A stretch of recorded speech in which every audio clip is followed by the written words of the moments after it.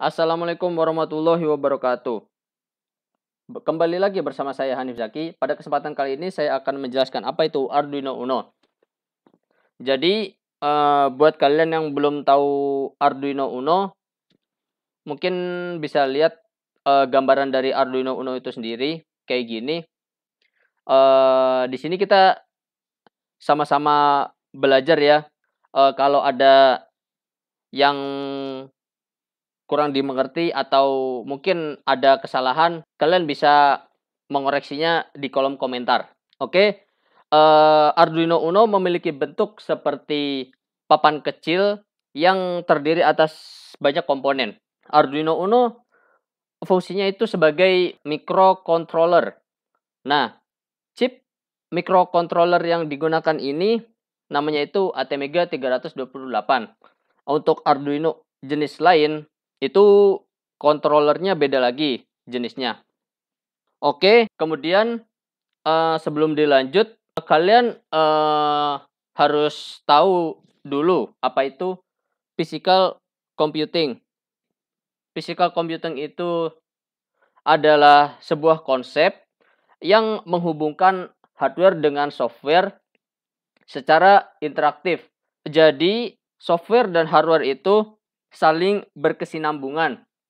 Oke, selanjutnya Arduino itu sendiri sifatnya open source. Nggak cuma satu pihak aja yang bisa ngembangin. Sebab di pasaran itu juga banyak versi Arduino. Ini salah satunya, Arduino Uno yang buatan Itali. Mungkin di pasaran kalian juga bisa menemukan jenis yang sama, tapi dengan produser yang berbeda, semisal dari Cina. Dan biasanya itu lebih murah, alias lebih terjangkau dan cocok untuk, eksperimen. Oke, selanjutnya masih berkaitan dengan physical computing tadi, kita kan baru ngenalin hardware-nya nih. Nah, selanjutnya kita saya akan ngenalin software yang digunakan untuk memprogram, lewat Arduino itu sendiri. Jadi software yang digunakan adalah Arduino, kalian bisa ngedownloadnya dari situs officialnya ada tinggal ketik aja di Google Arduino. Nah, di sini nih, di paling atas, Arduino Software atau IDE. Nah, tinggal download aja, sesuaiin sama OS-nya.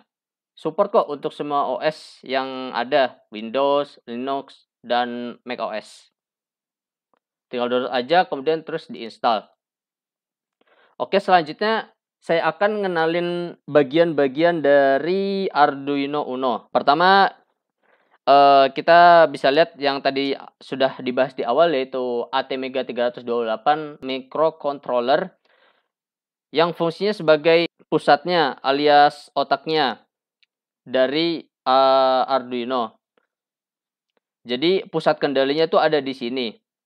Kemudian selanjutnya, Arduino Uno itu sudah memiliki proteksi Polyfuse.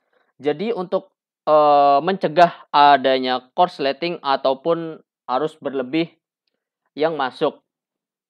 Kemudian untuk bagian selanjutnya bisa dilihat nih ada external power supply, di mana fungsinya itu sebagai sumber masuknya arus. Nah, arus yang digunakan ini bisa arus AC ataupun arus DC. Kemudian selanjutnya ada banyak pin di sini. Nah, di sini ada pin yang analog, oke, bisa dilihat di sini, dan ada juga pin yang digital.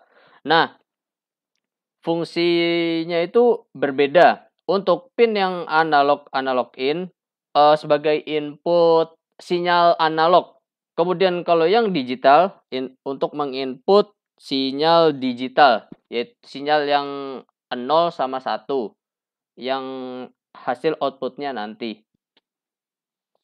Oke, kemudian di sini ada pin ground, bisa kalian lihat. Jadi, pin ground itu sendiri fungsinya, sebagai ujung arus terakhir. Jadi supaya rangkainya itu tertutup. Kemudian ada lagi voltage in.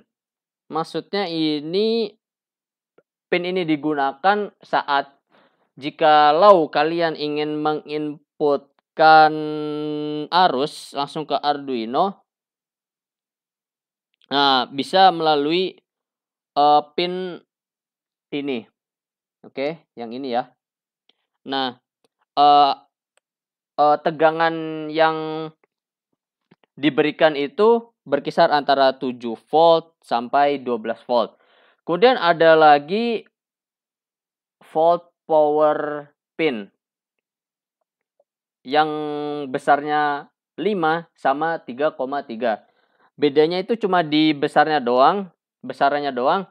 Untuk yang 5 volt itu nanti dia akan, menghasilkan output yang bertegangan 5 volt.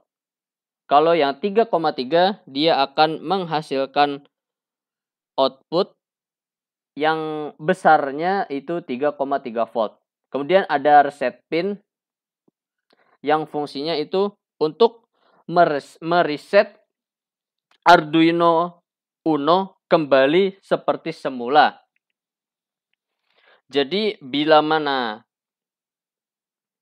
ada suatu error saat memprogram menggunakan software Arduino ini, untuk meresetnya bisa menggunakan pin ini, ataupun ada cara lain yaitu menggunakan tombol reset yang ada di bagian sini.